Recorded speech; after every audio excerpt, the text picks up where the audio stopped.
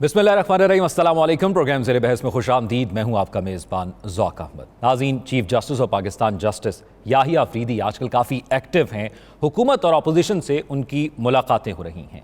सवालात उठ रहे हैं कि ये मुलाकातें क्यों रही हैं। क्या IMF का जो वफ़द चीफ जस्टिस ऑफ पाकिस्तान से मिला था, क्या ये उसकी कंटिन्यूटी है? क्योंकि बहुत से लोग ये कह रहे हैं कि गैर मामूली किस्म की मुलाकातें हैं। इससे कबल माजी में इस तरह अपोजिशन से और हुकूमत से इस तरह की मुलाकातें नहीं होती थीं। फिर चीफ जस्टिस की मुलाकातों के हवाले से ये भी सवाल उठाया जा रहा है कि क्या उनको ये मुलाकातें करनी चाहिए या नहीं करनी चाहिए, क्योंकि चीफ जस्टिस कह रहे हैं कि मैं ऐसे रिफॉर्म्स लाना चाहता हूं जिस पर हुकूमत और अपोजिशन दोनों को एतमाद हो और ताकि उन रिफॉर्म्स पर अमल दरामद भी हो सके। तो फिर क्या रिफॉर्म्स में रेजिस्टेंस को लेकर ये मुलाकातें की जा रही हैं कि अगर कोई रिफॉर्म्स किए जाते हैं तो कोई रेजिस्ट ना करे, तमाम लोग उसको कबूल करें? इसके साथ साथ आज अपोजिशन से मुलाकात हुई और अपोजिशन से ये मुलाकात तकरीबन 1 घंटा तवील रही। मुलाकात चीफ जस्टिस की दरख्वास्त पर की गई है। चेयरमैन बैरिस्टर गौहर की जानिब से ये कहा गया, उन्होंने कहा कि चीफ जस्टिस ने अदालती रिफॉर्म्स के हवाले से 10 निकाती एजेंडा शेयर किया है। हम अपनी तजावीज़ चीफ जस्टिस ऑफ पाकिस्तान को देंगे। साथ उन्होंने कहा कि हमने चीफ जस्टिस को कहा कि आपके हुक्म पर कोई अमल दरामद नहीं होता है। सलमान अकरम राजा साहब ने कहा कि मुल्क में अमलन आइन और कानून नहीं, निज़ाम अदल को एक आला के कार के तौर पर इस्तेमाल किया जा रहा है। ये उन्होंने कहा कि मुलाकात के अंदर हमने उनसे गुफ्तगू की।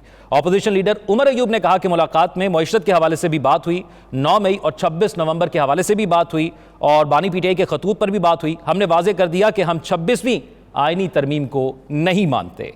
सेनेटर लतीफ़ खोसा साहब ने कहा कि हमने चीफ जस्टिस पाकिस्तान को बताया कि अपना घर भी ठीक करें, जब उनका अपना घर ठीक होगा तो ही इंसाफ होगा। पाकिस्तान तहरीक इंसाफ की जानिब से बड़ा सख्त मौक़िफ़ नज़र आ रहा है इस मुलाकात के हवाले से और अपने तमाम तहफ़्फ़ुज़ात वो लेकर चीफ जस्टिस के पास गए और जो उन्होंने मुलाकात के लिए बुलाया उसमें उनको बताया और चीफ जस्टिस ने रिफॉर्म्स के हवाले से उनको बताया। वज़ीर आज़म से जो मुलाकात हुई थी, उन्होंने कहा कि वज़ीर आज़म की चीफ जस्टिस से मुलाकात में लापता अफराद से मुतल्लिक मौसर इक़दामात में तेज़ी लाने की यकीन दहानी कराई गई है। अब एक मामला तो ये मुलाकातों के हवाले से, एक और मामला है इस्लामाबाद हाई कोर्ट के हवाले से। उन जजेस ने पहले खतूत लिखे, चीफ जस्टिस को लिखा और हाई कोर्ट्स के चीफ जस्टिस को लिखा गया कि जो तबादले किए गए इस्लामाबाद हाई कोर्ट के अंदर और ख़ास तौर पर जो लाहौर हाई कोर्ट से इस्लामाबाद हाई कोर्ट के अंदर तबादला किया गया उस पर एतराज़ात थे।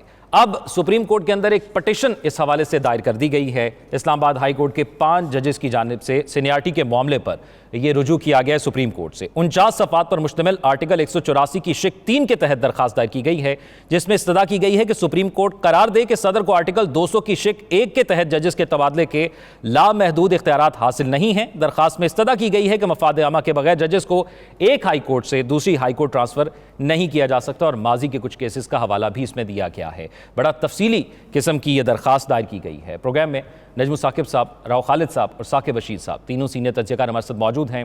नजमुल, पहले ज़रा ये जो 5 जजेस की जानिब से रुजू किया गया है सुप्रीम कोर्ट में, इसके हवाले से बात कर लेते हैं। इससे कबल उन्होंने दरखास्त भी दायर की और जो भी उनको लीगल फॉरम नज़र आता है उस पर वो अपने तहफ़्फ़ुज़ात का इजहार कर रहे हैं। आपको क्या लगता है ये जो अब उन्होंने सुप्रीम कोर्ट से रुजू किया, क्या कोई इस पर अमल दरामद होगा या उनकी बात सुनी जाएगी और इसके अलावा उनके पास और क्या ऑप्शन रह जाएगा अगर उनकी बात नहीं सुनी जाती? तो इससे पहले कि आपके सवाल का जवाब देने की मैं कोशिश करूं, 1-2 बातें करना चाहूँगा इसी ज़िम्न में। जी, सबसे पहली बात यह है कि जो तारीख लिखी जाती है ना, उसमें जजेस की, मोहतरम जजेस हजरात की सीनियरिटी का जिक्र नहीं होता। ठीक है, उसमें उनके फैसले बोलते हैं। तो मुझे इससे कोई इतना ज़्यादा इतराज़ नहीं है कि अगर 26वीं तरमीम का हिसाब किताब है या बाकी और कुछ मजबूरियां हैं, हवाएं मुख्तलिफ अंदाज से जो है वो मुखालिफ ही चल रही हैं, तो सीनियरिटी के मसले जो हैं वो दरपेश हैं इस वक्त इन 5 जजेस हजरात को, मोहतरम जजेस हजरात को। मुझे ये पता है कि जस्टिस मोहसिन अख्तर कियानी ने जो फैसले किए हैं हाई कोर्ट में बैठ के, वो बोलेंगे और उसी पे ही उनकी जो है वो तारीख लिखी जाएगी कि आया था एक ऐसा जज जिसका नाम मोहसिन अख्तर कियानी था और उसने ये फैसले जो है ना वो कानून और आइन के मुताबिक किए। ये तो होगी पहली बात।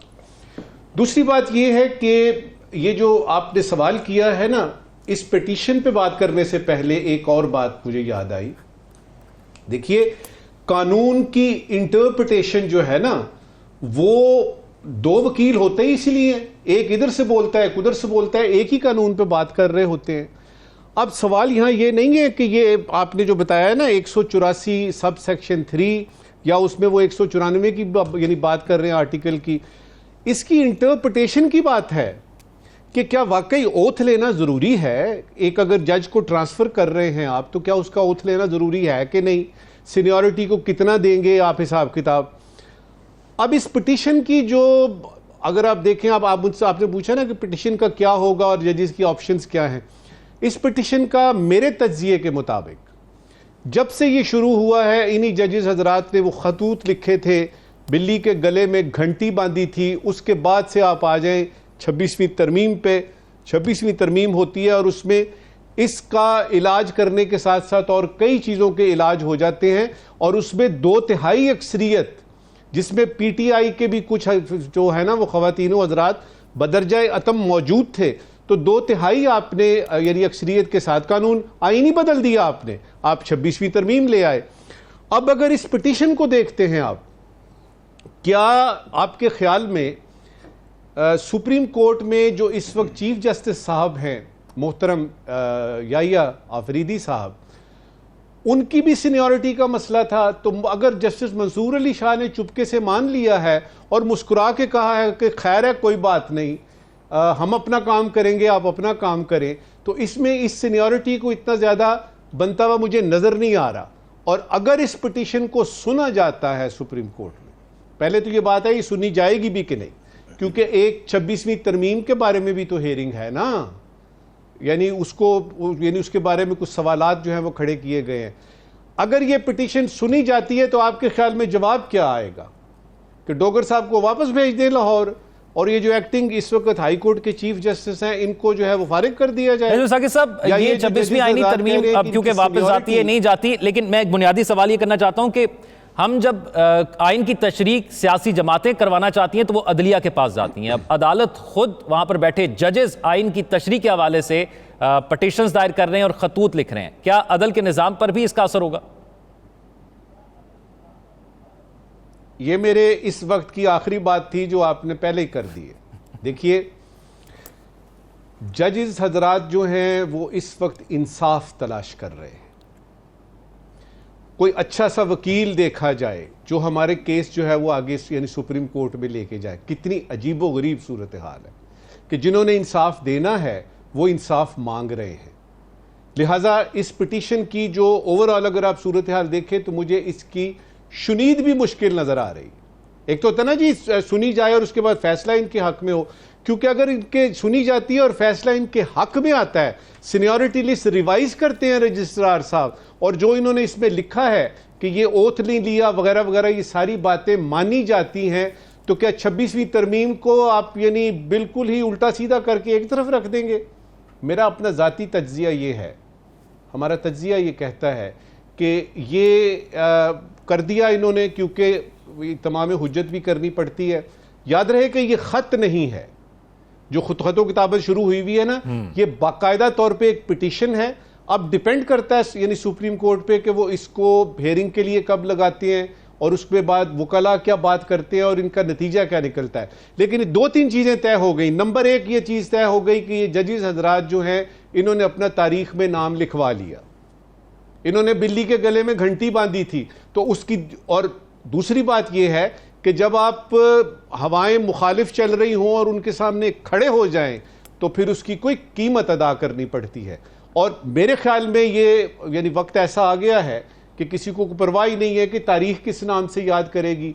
मेरे ख्याल में ये जो इस वक्त कशमकश चल रही है हाई कोर्ट में ख़ास तौर पे, इसमें 2 धड़े बनते हुए नज़र आ रहे हैं और तारीख भी इसी तरह से लिखी जाएगी कि जस्टिस मोहसिन अख्तर कियानी हो गए, बाबर सत्तार साहब हो गए, जहांगीरी साहब हो गए, ये सारे जजेस हजरात जो थे इन्होंने उसूली फैसला किया, मुवक्कफ इनका उसूली था।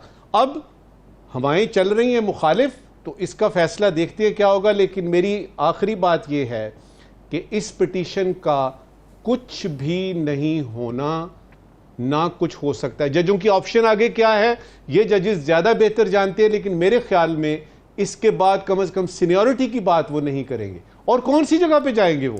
सुप्रीम कोर्ट के बाद है कौन सी जगह?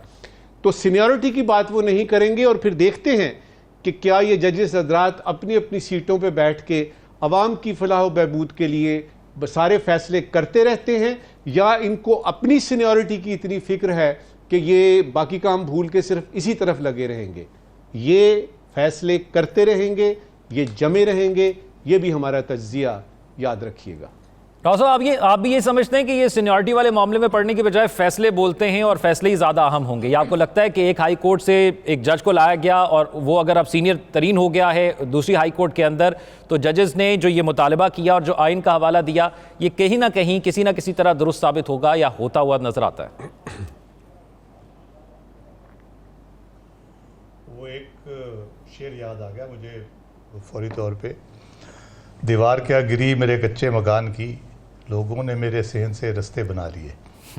तो ये होता है फिर जब आप किसी जगह पे कोई दरार क्रिएट कर देते हैं या रास्ता क्रिएट कर देते हैं, फिर उससे हर घुसपैठिया आता चला जाता है। तो ये बहुत सीरियस इशू है, it's not an ordinary issue. किसी चीज़ अगर आइन के मुताबिक ही सब कुछ चलना है, तो आइन में तो बहुत सी चीज़ें ऐसी हैं जिसके मुताबिक कुछ भी नहीं हुआ। तो सिर्फ 26वीं तरमीम ही पवित्र और मुकद्दस है कि उसके मुताबिक ही सब कुछ होना है, बाकी सारी आइनी तरामीम है या आइन का पूरा जो बेसिक स्ट्रक्चर है उसको भी आप कंसीडर करेंगे कि नहीं करेंगे? कि सिर्फ 26वीं तरमीम अब आ गई है, ये शायद सहीफ़ा आसमानी है नौज़बिल्ला, कि अब इसके अलावा बाकी कुछ भी आइन में जो है वो मैंने नहीं रखता। ट्राइकोटमी ऑफ पावर, बहुत बेसिक स्ट्रक्चर अगर आइन का वो अगर आप उसको छेड़ देंगे तो आपने पूरे आइन को छेड़ दिया। उसमें जिस तरमीम से भी छेड़े, जिस शिक से भी उसको छेड़े, तो आपने बुनियादी तौर पे पूरी इमारत की बुनियाद हिला के रख दी है। मैंने पहले भी कहा था जिसकी बुनियाद टेढ़ी हो जाए, इमारत की बुनियाद ही टेढ़ी है, तो ऊपर से जितना मर्जी आप बिल्ड कर ले, आप चलते रहे ना करें कुछ। वैसे राव साहब एक सवाल है इसमें ज़िमनी साहब के, अभी नजमुल साकिब साहब ने बात की थी कि 26वीं आईनी तरमीम वापस होगी, नहीं होगी, जब लगेगी उस पर समाअत होगी। आपको लगता है अगर पीटीआई की हुकूमत आती है जो इस वक्त सबसे ज़्यादा तनकीद कर रही है, वो इसको वापस कर देगी? एक चीज़, अदलिया पीटीआई या किसी हुकूमत का मसला नहीं है, ये अदलिया का मसला है। ये हुकूमत करे ना करे, हुकूमत पीटीआई क्यों वापस करेगी? इतनी ताकतवर एग्जेक्टिव हो गई है, इसके बाद अदलिया उसके हाथ में आ गई है, पपेट की तरह नचाएगी चलाएगी। देखे ना, जा रहे हैं चीफ जस्टिस साहब प्राइम मिनिस्टर से मिलने उनके घर पे, और अपोजिशन को बुला के मिल रहे हैं कि बाकी काम करें। 26वीं तरमीम आ गई है, वो अमीनुद्दीन खान साहब देख लेंगे बाकी मामला। आप ये बाकी चीज़ें देखें, मिसिंग पर्सन कहाँ हैं और इमरान खान साहब रिहा होंगे नहीं होंगे, आप बैठ के डिस्कशन करें अपोजिशन के साथ। मुझे बड़ी हैरत हुई वैसे इन सारी आईएमएफ का वफद ना आता तो ये अदालती रिफॉर्म्स पे भी बात नहीं होनी थी। आपको उससे पहले पता है कि अदालती रिफॉर्म्स पे कोई बात चल रही थी, कोई इनके मुज़ाकरात हो रहे थे, चीफ जस्टिस साहब कोई इक़दाम कर रहे थे। जब चीफ जस्टिस साहब ने हलफ लिया था तब कहा था कि हम अदालती रिफॉर्म्स करेंगे। एक दो मीटिंग्स में उन्होंने बात भी की थी। मंसूर अली शाह साहब का एक मॉडल था जो कहा था हम उस पर अमल दरामद करेंगे। जी वो रिफॉर्म्स पे उन्होंने जेल रिफॉर्म्स की बात की, उस पर चले गए, मीटिंग्स हो गई। ये जो पर्टिकुलरली अब बातें हो रही हैं, मैंने तो नहीं सुनी ये पहले इससे कि इस किस्म की कोई बात हो रही थी। तो मसला ये है कि जो बुनियादी बातें, आइन और कानून की पासदारी अदलिया का काम है, आइन और कानून की तशरीह अदलिया का काम है, मेरे बुनियादी हकूक़ का तहफ़्फ़ुज़ अदलिया का काम है। क्या वो काम हो रहा है? वो आप जजेस के पटिशन से आपको पता चल जाता है कि आला अदलिया के जज जब जाके ये दरख्वास्त दें कि जी हमारे साथ इंसाफ नहीं हुआ, हमें इंसाफ दिया जाए मी लॉर्ड, तो फिर आप उससे अंदाज़ा लगा लें कि हम किस तरफ बुनियादी तौर पे कहाँ जा रहे हैं। कोई अच्छा तासुर कायम ओवरऑल नहीं हो रहा। हमारी जुडिशरी पहले ही बहुत डिक्लाइन पे है, जो इंटरनेशनल जितनी भी रैंकिंग वगैरह आती है, और उसके बाद इस किस्म की चीज़ें आपकी अदालत फैसले करती है, कोई मानने को तैयार नहीं है, ना हुकूमत मानती है, ना इलेक्शन कमीशन मानता है, ना कुछ। तो उस पर भी कुछ थोड़ा सा राव साहब, ये सीनियरिटी से फर्क क्या पड़ेगा अगर सीनियर जज तब्दील हो जाता है, जिसका बुनियादी ये नुक्ता इस जो पटिशन दायर की गई इसमें उठाया गया है, इससे फर्क क्या पड़ेगा? जस्टिस कियानी बन जाएंगे। देखिए, असूली बात है, एक असूल की बात है, असूल पे वो खड़े हो रहे हैं, कौन बनता है कौन नहीं बनता। रोका किसको जा रहा है, ये सवाल पहले होता है, रोका और क्यों रोका जा रहा है। फिर नीयत की बात आ जाती है। हमारे यहाँ जब तक आप नीयत का तयन नहीं करेंगे, आप उसका असल तक नहीं पहुँच सकते कि असल वजह क्या है इसकी। क्या किसी असूल की बुनियाद पे ये चेंज की गई है? क्या किसी असूल की बुनियाद पे उनको यहाँ पे लाया गया है? नहीं, ये इसलिए लाया गया है कि जस्टिस कियानी साहब अगले चीफ जस्टिस बन जाते, और वो जस्टिस कियानी साहब वो हैं, वो 6 जजों में से एक है जिन्होंने ख़त लिखा था कि हमारे साथ ये हुआ, मेरे रिश्तेदारों के साथ ये हुआ, बेडरूम में कैमरों की बात हुई और इस किस्म की चीज़ें हुई। तो वो जब चीफ जस्टिस होंगे तो एक खदशा महसूस किया जाता है कि जो ख़त लिख सकते हैं वो फैसले भी कर सकते हैं इस किस्म के, कि जो आइन और कानून में कोई गड़बड़ होगी, कहीं कोई इदारा, कोई इंडिविजुअल, कोई हुकूमत का कोई बड़ा आदमी कोई गड़बड़ करता है तो वो उसके खिलाफ फिर फैसले भी आएंगे। तो ये एक बुनियादी खतरा है। इसलिए वो कहते हैं जैसी नीयत वैसी मुराद, तो वो मुराद तो हुकूमत को मिल गई है, लेकिन अगला जो आपने पीटीआई की बात की, पीटीआई अगर आ जाती है फिर इन्होंने चीखें मारनी है, जो सबसे उछल उछल के आ रहे हैं ना कि आर्टिकल 200 के तहत ये बिल्कुल ठीक हुआ है और ये इसी तरह होता है और सीनियरिटी से कोई फर्क नहीं पड़ता और ये बस सीनियर हो गए हैं, इन्होंने ही उठ के चीखें मारनी है। हमें शहबाज शरीफ साहब बताया करेंगे, तारड़ साहब बताया करेंगे कि ये पीटीआई बहुत गलत कर रही है, ये जूनियर जज को ऊपर लेके आ गए और उसको चीफ जस्टिस बना दिया। ये तो डिस्कशन पे चलेगी ना बात, आइन कानून और बाकी चीज़ें सारी पीछे रह गई। अब डिस्कशन पे हुकूमत चाहेगी कि अच्छा फलां की डेट ऑफ अपॉइंटमेंट ये है, उसको फलां कोर्ट से उठाओ और यहाँ लाके बिठा दो, बाकी को सारा जूनियर हो गया सारे जज उसके और वो चीफ जस्टिस बन गया। तो ये बुनियादी तौर पर बड़ी सीरियस डिस्टॉर्शन है। आप देखिए आइन जो इवन लॉ है ना, उसके अंदर हर क्राइम की उसकी नीयत देखी जाती है, कत्ल अमद, कत्ल ख़ता, एक्सीडेंटल डेथ हो जाती है, हर की अलग-अलग उसकी कनोटेशंस है, अलग-अलग उसकी शहादतें होती है, अलग-अलग ट्रायल होता है, अलग-अलग सज़ाएँ हैं। एक्सीडेंटल डेथ में समटाइम्स सज़ा बिल्कुल ही नहीं होती, कंप्रोमाइज़ हो जाता है और अमूमन वो चीज़ें ख़त्म हो जाती है। तो इसलिए हर चीज़ की जब तक उसके पीछे नीयत प्रॉपर सही नहीं होगी वो चीज़ सही नहीं हो सकती, क्योंकि वो किसी असूल की बुनियाद पर नहीं होगी बल्कि किसी कंप्रोमाइज़ या किसी पर्सनल वेस्टेड इंटरेस्ट के लिए होती है। ठीक है साकिब बशीर साहब, 11 सवालात ये जो सुप्रीम कोर्ट से रुजू किया गया, इसमें तकरीबन 11 सवालात उठाए गए हैं। 11 में से आपको क्या लगता है कितने के जवाबात मिल जाएंगे? जवाबात तो सबके आने चाहिए, क्योंकि हमेशा के लिए ये मामला तय हो जाए कि इस तरह सदर मुमलिकत जो है वो आर्टिकल 200 का इस्तेमाल कर सकते हैं जहाँ पे कोई रीज़न नहीं है, कोई वजह नहीं है और कोई टाइम लिमिट नहीं दी गई। हालांकि वहाँ पे ये भी लिखा गया है कि आप टाइम बताएंगे कि वो 1 साल या 2 साल के लिए लाए जा रहे हैं। फिर उसके बाद क्या इसको इस तरह इस्तेमाल किया जा सकता है कि एक हाई कोर्ट से आप उनको ऐसे जज को लेके आएँ जिनकी एज यहाँ के या उनका जो ओथ है यहाँ के जजेस में सबसे पहले उन्होंने ओथ लिया था अपनी हाई कोर्ट में, यहाँ पर लेके आएँ, उनको सीनियर पहले बनाएं और उसके बाद उनको जो है वो चीफ जस्टिस बना दें। तो ये सारी चीज़ें ऐसी हैं, मेरा ख्याल में इनको अगर जो ये सवालात उठाए हैं जजेस ने, इनको अगर एड्रेस ना किया गया तो आइंदा से तो फिर बिल्कुल रास्ता खुल जाएगा कि आप जो है वो लाहौर के जज को अब आपकी अगर मर्जी है हुकूमत वक्त की तो वो सिंध हाई कोर्ट का चीफ जस्टिस लगा दें, सिंध में कहीं लगा दें और सिंध वाले को बलोचिस्तान और बलोचिस्तान वाले को पेशावर। तो ये एक अजीब सा सिनेरियो बन जाएगा और इसमें ख़ास तौर पर जो अदलिया की आज़ादी है वो कंप्रोमाइज़ हो रही है। अब इसी में आप देख लें कि ये जजेस अब इंसाफ जो है वो इनको नहीं मिला। अब जो इंसाफ के लिए सुप्रीम कोर्ट गए हैं, 5 जजेस का एक ही वक्त में सुप्रीम कोर्ट जाना एक गैर मामूली मामला है, जहां पे पिटिशनर भी जजेस हैं, रेस्पोंडेंट भी जजेस हैं। रेस्पोंडेंट वो तीनों जजेस हैं जो है वो ट्रांसफ़र होके आए हैं और इसमें इन्होंने जो तकरीबन 10 दिनों में जितने भी इक़दाम हुए, एक ट्रांसफ़र हुआ आर्टिकल 200 के तहत, फिर 194 के तहत वो कहते हैं कि हलफ लेना है, हलफ लिए बगैर ये इस्लामाबाद हाई कोर्ट में अपनी जुडिशल जो प्रोसीडिंग्स हैं वो शुरू नहीं कर सकते। फिर इसके अलावा कायम मकाम जो चीफ जस्टिस हैं सरफराज डोगर साहब, उनकी तैनाती को भी उन्होंने चैलेंज किया है। इसके अलावा जो इंतजामी साइड पे डिपार्टमेंटल प्रमोशन कमेटी है, एडमिनिस्ट्रेशन कमेटी है, ये कमेटीज आम नौयत की कमेटीज नहीं है, इसका बहुत रोल है। उसकी एक मिसाल मैं आपको दूं कि 3 फरवरी को एक कमेटी तब्दील होती है, वो है डिपार्टमेंटल प्रमोशन कमेटी।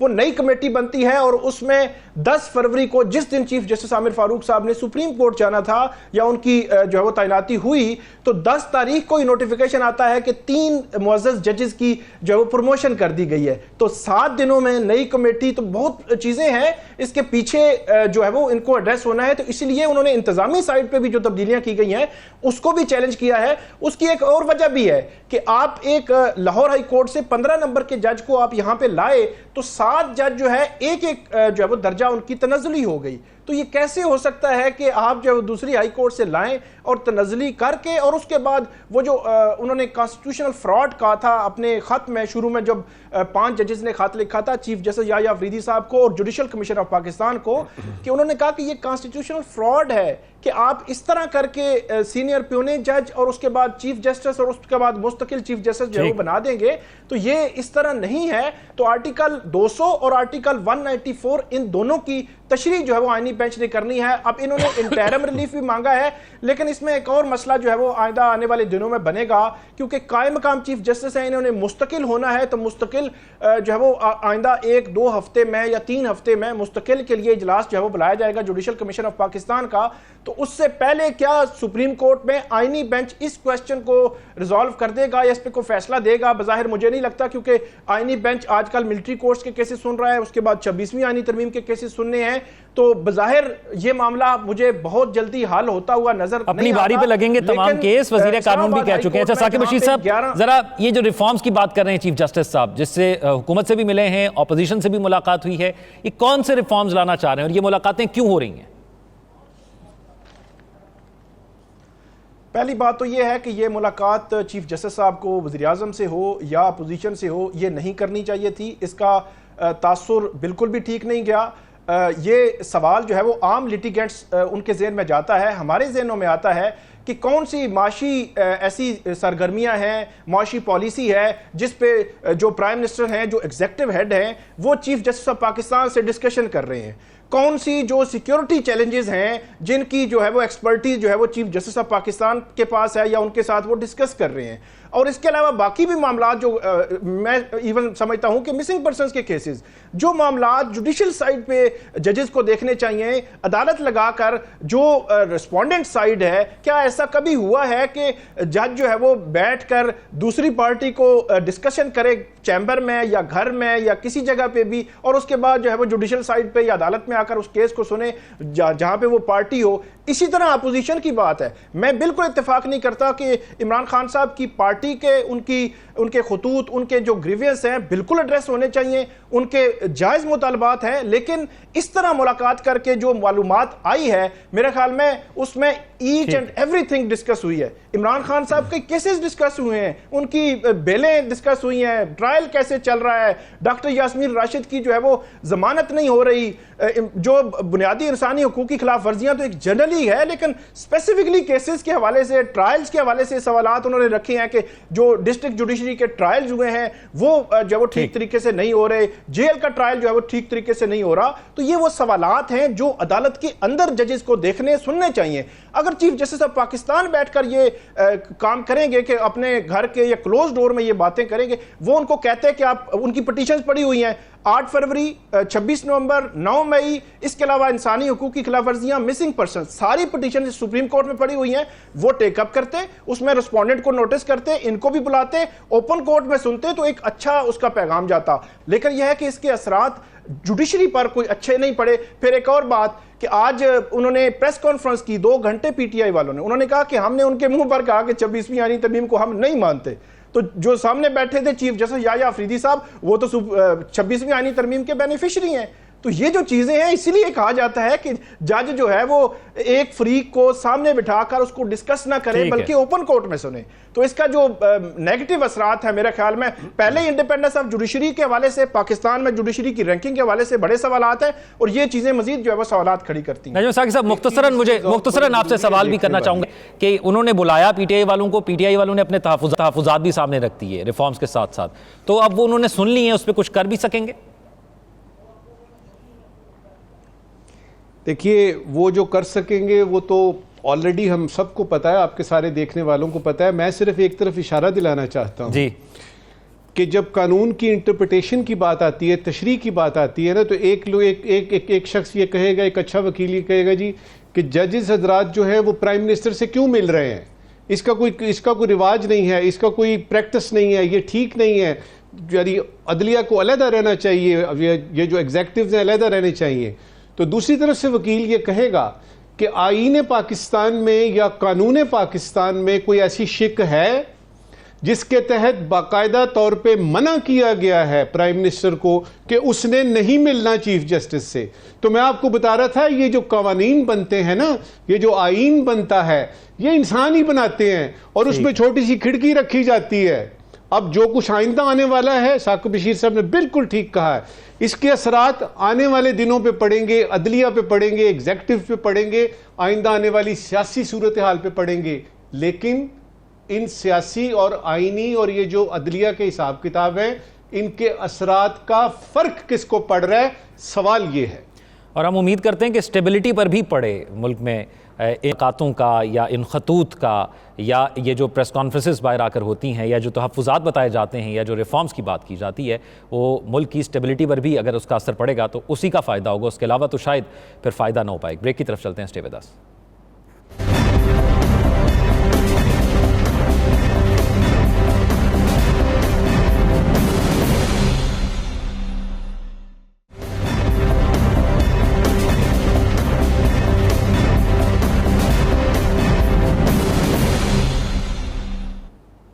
ब्रेक के बाद खुशामदीद नाज़रीन। IMF मसाइल का हल है या मज़ीद मसाइल पैदा होते हैं? इस सेगमेंट में हम इस पर बात करेंगे, क्योंकि हम जो भी मुआशी अहदाफ अपने लिए तय करते हैं, हम वो पूरे नहीं कर पाते।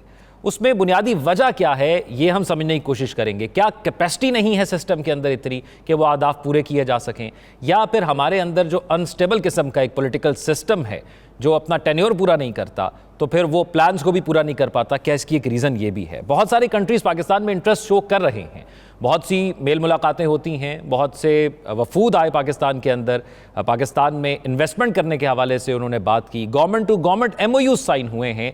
क्या प्राइवेट सेक्टर को भी पाकिस्तान के अंदर मदऊ किया जा रहा है और उनके लिए भी वो सूटेबल ज़राए प्रोवाइड किए जा रहे हैं, सिचुएशन इन्वायरमेंट प्रोवाइड किया जा रहा है कि वो पाकिस्तान के अंदर इन्वेस्ट कर सके? क्योंकि पाकिस्तान ने जब IMF का पिछला कर्ज प्रोग्राम शुरू किया तो उसके बाद पाकिस्तान के अंदर थोड़ी स्टेबिलिटी हमें देखने को मिली। मैं ज़रा इसको अगर राउंड करके आपको बताऊं कि अगर फ़र्ज़ करें पाकिस्तान के ऊपर 100 बिलियन का कर्जा है, तो पाकिस्तान ने, और 5 साल का ये सर्कल है, तो पाकिस्तान ने तकरीबन हर साल 20 बिलियन वापस भी करना होता है, उस पर 5 बिलियन इंटरेस्ट भी होता है, तो 25 बिलियन पाकिस्तान ने ईयरली वापस भी करना होता है।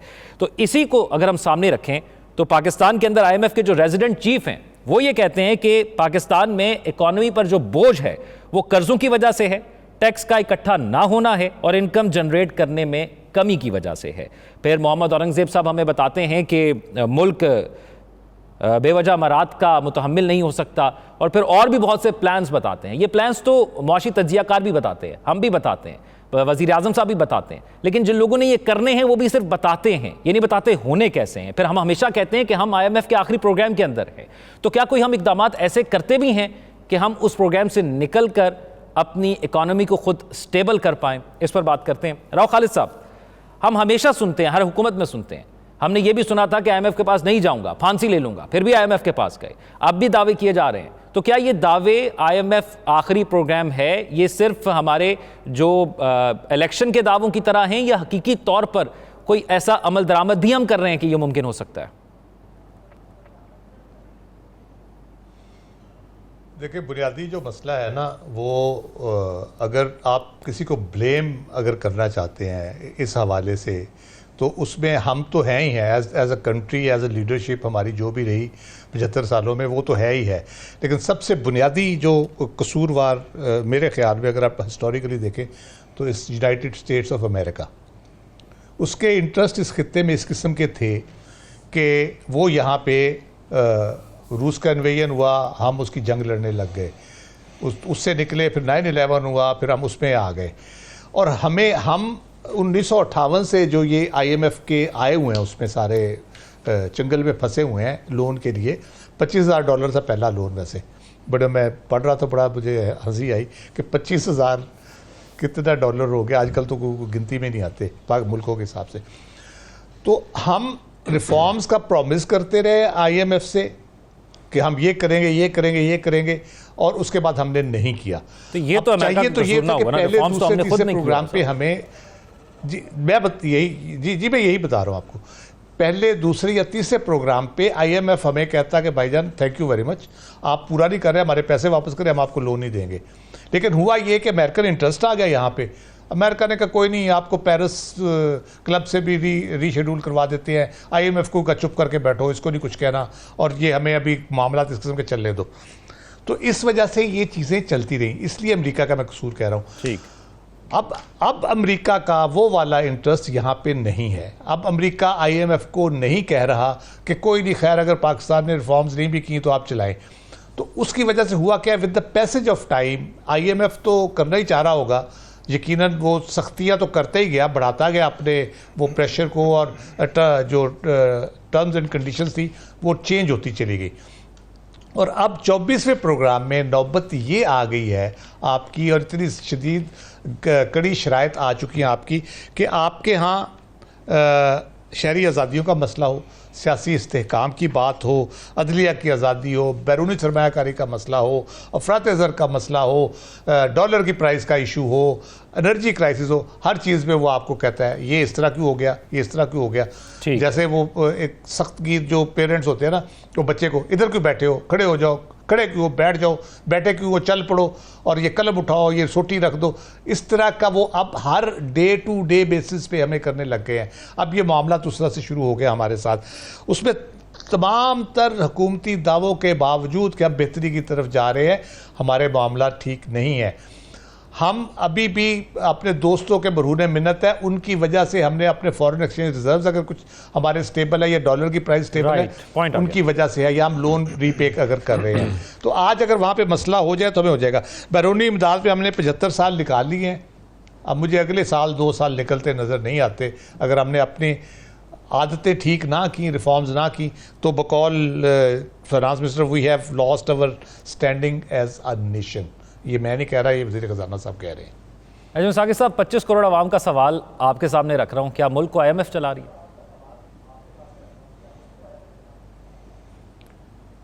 मुल्क को IMF नहीं चला रही, मुल्क को अल्लाह मियाँ चला रहा है। क्योंकि जिन हालात में चल रहा है, इन हालात में तो किसी इंसान के बस की बात ही नहीं है। आप इलेक्शन से शुरू हो जाएं, जो जनरल इलेक्शन हुए 8 फरवरी के, अब तक जरा आए तो सही, इसके बावजूद चल रहा है। तो इसका मतलब है कि कोई गैर मरई, कोई ऐसी खुदाई ताकत है जो कि इसको चला रही है।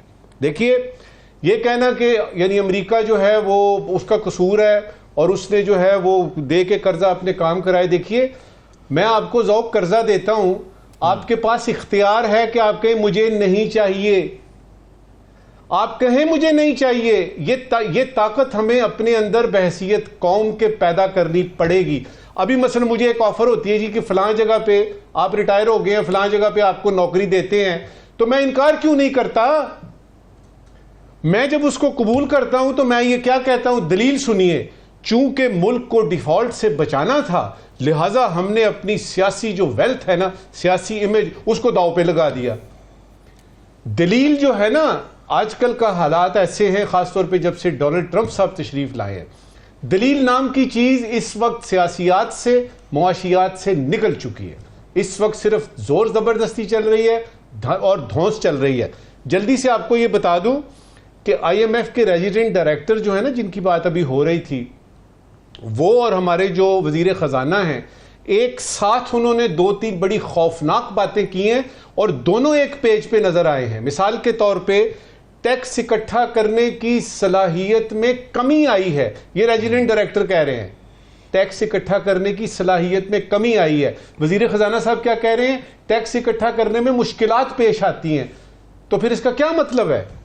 टैक्स ही इकट्ठा नहीं होगा तो चलती तो मईशत आपकी टैक्स से है।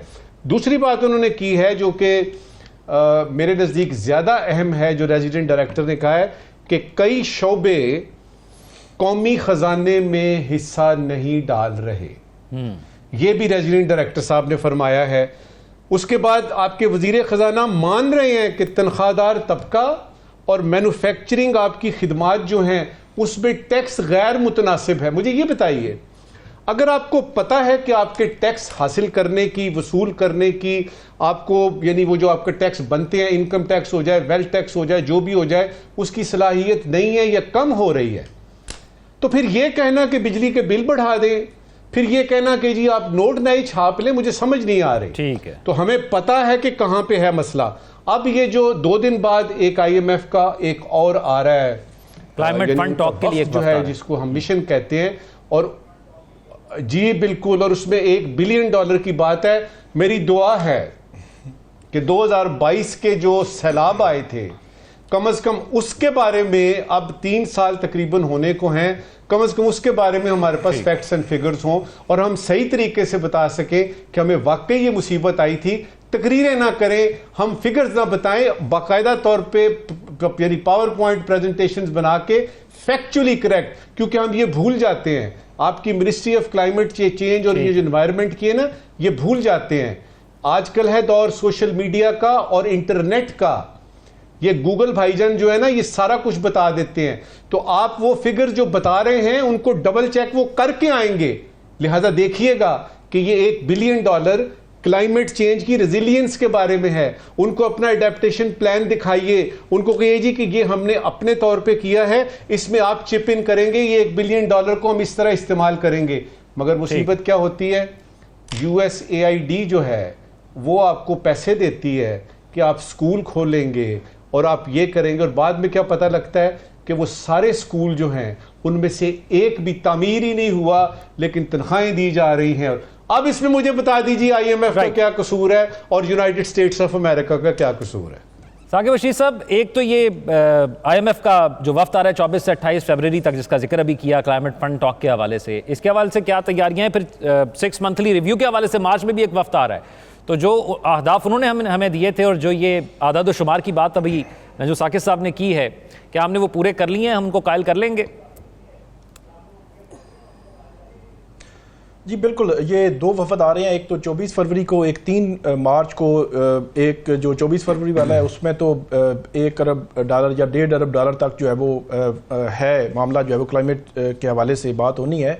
और रिव्यू, पहला रिव्यू जो है वो 3 मार्च से लेकर 12 या 14 मार्च तक वो वफद यहाँ पे रहेगा। अब जो ट्रम्प फैक्टर है वो भी हो सकता है इसमें कहीं ना कहीं हमें नज़र आए।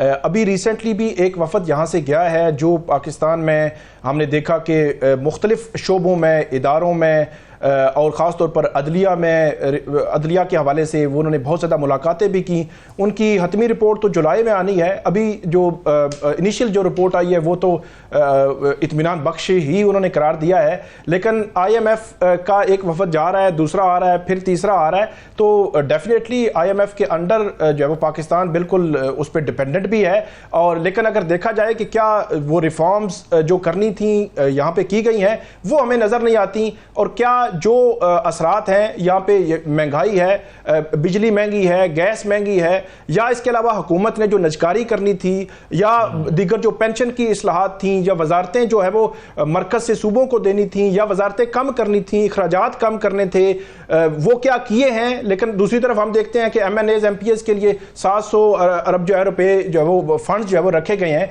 तो वो हमें अमली तौर पर वो चीज़ें नज़र नहीं आती जो IMF के साथ जो है वो चीज़ें तय की गई थी।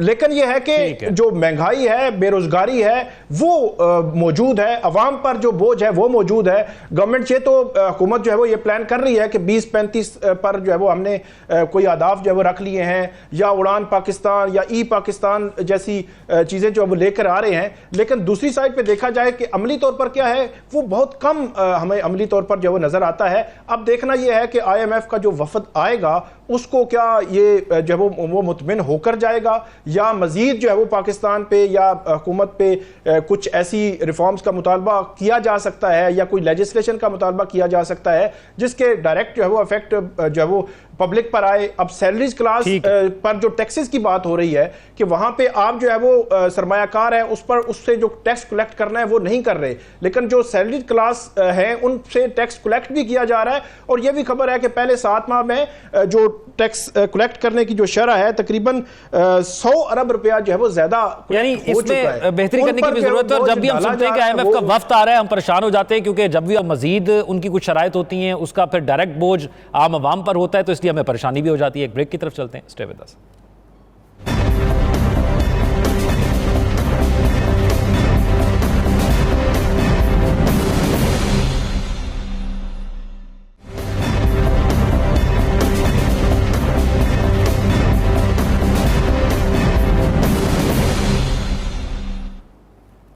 ब्रेक के बाद खुशामदीद नाज़रीन। अमेरिका और यूक्रेन के ताल्लुकात में अमेरिका का एक यूटर्न नज़र आ रहा है। नजमुल साकिब साहब, ये जो बयानात गुज़िश्ता दिनों के अंदर हमने देखे, ट्रंप ने मस्खरा कहा ज़ेलेंस्की को और ज़ेलेंस्की साहब ने कहा कि जी उनको गलत गाइड किया गया है, ये अमेरिका की पॉलिसी शिफ्ट क्यों हो रही है? देखिए, यू टर्न सिर्फ हमारे यहाँ ही नहीं लिए जाते, दुनिया भर में लिए जाते हैं। सदर बाइडन साहब हैं, वाइट हाउस है और यूक्रेन के सदर ज़ेलेंस्की मौजूद हैं। वो कहते हैं जी सिक्योरिटी की मदद में इजाफा होगा, $5.5 बिलियन की मंजूरी दी जाती है। सिक्योरिटी असिस्टेंस इनिशिएटिव के लिए तकरीबन $2.5 बिलियन जो हैं वो कह जाती है हम दे रहे हैं आपको, और साथ ही हर किस्म का स्टेट ऑफ द आर्ट असला देने को वो तैयार हैं। आते हैं सदर ट्रंप साहब और आते ही सबसे पहले वो सदर बाइडन को आड़े हाथों लेते हैं और उसके बाद ज़ेलेंस्की साहब को। वो कहते हैं जी ज़ेलेंस्की एक डिक्टेटर है, खौफनाक काम किया है इसने, मुल्क को तबाह कर दिया है, लाखों लोगों को इसने मरवा दिया है, ये किसी काम का नहीं है। और बाइडन जो है वो यूरोप में अमन लाने में नाकाम रहे हैं। और उसके बाद ये है कि इमदाद बंद, हर चीज़ ख़त्म, किस्सा तमाम, अख्पल बंदोबस्त करे अभी ज़ेलेंस्की साहब। जो बीच वाली बात है वो ये है कि मैंने 3 रिपोर्टें पढ़ी, मुझे इस फिगर पे यकीन नहीं आया, $550 ट्रिलियन की बात हो रही है। राइट। ये पता नहीं कितने होते हैं $550 ट्रिलियन के वो उसको मुआहदे के लिए कहा गया है कि आप करें। ज़ेलेंस्की ने कहा जी मैं नहीं करता क्योंकि उसमें उसकी मादनियात जो है यूक्रेन की वो इसमें इन्वॉल्व हैं। अब ज़ेलेंस्की साहब जाने और उनकी वो वॉर जाने, क्योंकि अब सारी की सारी ताकतें एक तरफ हो गई हैं। हत्ता कि वो जो नेटो का मेंबर बनाना था यूक्रेन को, वो भी ट्रंप साहब ने आराम से बारों बार पीर वदाई वापस ले लिया। वो तो अब काफ़ी दूर हो गया नेटो का मेंबर बनाने वाली बात, अब तो इस तमाम के बाद। राव खालिद साहब, यूरोपीय ममालिक इसमें आगे आए हैं, वो यूक्रेन का साथ दे रहे हैं, उनके बयानात भी ऐसे ही हैं, तो क्या कोई फ़र्क डालेगी ये चीज़? मेरा नहीं ख्याल कोई इतना फ़र्क डालेगी, क्योंकि ट्रंप की जो एक कमिटमेंट है, अच्छा एक तो हम ये समझते हैं कि पता नहीं उसने अभी आगे कोई काम शुरू किया है। आप उसके 90s के इंटरव्यू सुन ले, जब उसको कहा जाता आप सियासत करने को, नहीं मैं सियासत नहीं करना चाहता, वो यही बातें करता था उस वक्त भी कि ये इधर के इतने पैसे हम दे रहे हैं, हम जापान को इतने पैसे उसको दे रहे हैं, तो हम रिटर्न में क्या ले रहे हैं, और फलां को हम इतना वहाँ कर रहे हैं, हमने इतनी फ़ौज दी हुई है, जर्मनी की हम हिफाजत कर रहे हैं, हमें रिटर्न में क्या मिल रहा है। ये शुरू से ही उसका यही स्टैंड एक रहा है और अभी भी वो यही बात कर रहा है। एंटी वॉर है एक तो, दूसरा वो कहता है हम नो फ्री लंच जो कहा जाता है वेस्ट में, तो हम अगर किसी को कुछ हेल्प कर रहे हैं, मदद कर रहे हैं, हमें जवाब में क्या मिल रहा है भाई? हम ऐसे पैसे जाके दुनिया में खाड़ पिछाड़ करते रहते हैं हुकूमतों की, और हमें क्या मिल रहा है? और मुल्क के अंदर भी वो यही कुछ कर रहा है। तो इसलिए यूरोप भी ठंडा पड़ गया, 2 दिन बढ़ के छिड़के लगाएंगे, वो भी ठंडे पड़ गए। अभी मैक्रोन और यूके के जो प्राइम मिनिस्टर वो जा रहे हैं, फ्रांसीसी सदर, और वो अगले हफ्ते ट्रंप से उनकी मुलाकातें। ज़ेलेंस्की साहब भी कल से बहुत ठंडे पड़े हुए हैं, जब उनकी वो जनरल मिले अमरीकी जाके उनसे बात हुई है, वो भी कल से ये कहे जा रहे हैं कि जी हाँ हम 24 घंटे 24/7 हमारे बंदे हाजिर हैं, बताए क्या करना है, कौन सी इंडस्ट्रियल स्टेट में क्या करना है, हम किस तरह से जंग करनी है, जंग को ख़त्म करना है, हम कंसिस्टेंट और स्टेबल पीस चाहते हैं, तो हमें बताएं हम किस तरह से वो करें। ठीक है। अब सारे ठंडे पड़ गए, उनको पता है कि ट्रंप मीन्स बिजनेस, और वो यूरोप को भी उसने सीधा सीधा बता दिया भी अपने आप बोझ खुद उठाओ, हम बहुत कुछ खर्च कर चुके हैं, इतने अड्डे रखे हुए उन्होंने, बिलियंस ऑफ डॉलर्स वो सालाना खर्च करते हैं, ट्रिलियंस ऑफ डॉलर बल्कि यूरोप पे और बाकी जगहों के ऊपर। वो कहता है जी हमें कितने नफलों का स्वभाव है भाई, हम आप पे खर्च किए जा रहे हैं, रिटर्न में हमें क्या मिल रहा है? उनकी चीज़ें इतनी इम्पोर्ट करते हैं वो, तो इसलिए वो मेरा ख्याल है ट्रंप बहुत क्लियर है, और यूरोप को भी अंदाज़ा हो गया कि अपने सर पे अब पड़ी है, अब खुद उठानी पड़ेगी।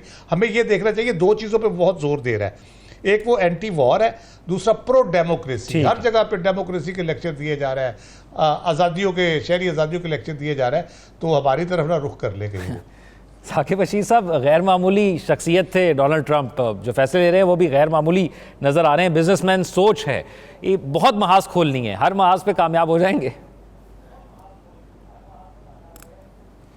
जी बिल्कुल। आप देखें ना कि ये जो यूक्रेन के हवाले से भी उनकी जो स्टेटमेंट आई उसमें भी, और उनके जो ट्रंप इंतज़ामिया है वो भी यही कह रही है कि वहाँ पे हमने अरबों डॉलर्स की फ़ौजी इमदाद दी है यूक्रेन को, और वहाँ पे जो मादनियात के हवाले से जहाँ पे ज़्यादा मसला हुआ है कि जहाँ पे ट्रंप को ट्वीट करना पड़ी और सख्त अल्फाज जो है वो कहना पड़े यूक्रेन के हवाले से, तो वो वजह यह बनी कि वो मादनियात के हवाले से जो डील थी, वो कहते हैं कि हमारे साथ बात हो गई कि डील होगी, और उसके बाद हमें बताए बगैर ही उन्होंने मुस्तरद कर दिया। अमरीकी वज़ीर ख़ारजा का ये बयान है।